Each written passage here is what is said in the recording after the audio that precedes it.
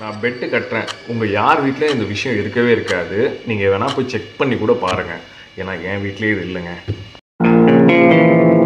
ஏய், என்னை வச்சு ஒன்றும் காமெடி பண்ணலையே. மோஸ்ட்டாக நம்ம எல்லார் வீட்லையும் அப்சர்வ் பண்ணிங்கன்னா வாலுக்கு கீழே வர ஸ்கர்ட்டிங்ன்ற போர்ஷன் நீட்டிக்கிட்டு வெளியில் அசிங்கமாக இருக்கும். அதில் டஸ்ட்டு பூச்சின்னு எல்லாமே உட்காந்துருக்கும். இந்த விஷயத்தை நம்ம ஈஸியாக அவாய்ட் பண்ணலாம். அவாய்ட் பண்ணுறதுக்கு நீங்கள் பிளாஸ்டரிங் பண்ணும்போதே உங்கள் ஸ்கர்ட்டிங் டைல கொஞ்சம் உள்ளே தள்ளி ஒட்டுற மாதிரி பிளான் பண்ணிக்கோங்க. இப்படி நீங்கள் பிளான் பண்ணுறதால உங்கள் வாலோட சர்ஃபேஸும் உங்கள் ஸ்கர்ட்டிங்கோட சர்ஃபேஸும் ஒரே லெவலில் இருக்கும். பார்க்குறதுக்கு ரொம்ப ப்ரீமியமாகவும் நீட்டாகவும் இருக்கும். டஸ்ட்டும் எங்கேயும் செட்டில் ஆகாது.